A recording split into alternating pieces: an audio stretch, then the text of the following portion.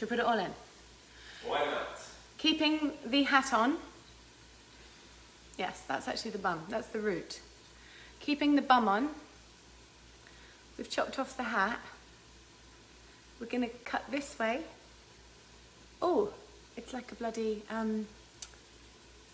it's like my diagram in my hypnobirthing book. That's a weird conversation to have right now. I'll tell you later. Right, so put broken tooth in cold milk. Brennan, I didn't know that. Really? 1 kilogram of garlic. I know, an enormous onion. It's going to be good, Jacob, but we're going to have to invite the neighbours round because there might be a bit much of it. Oh dear. Right, so we're going to chop this way. Horizontal, no.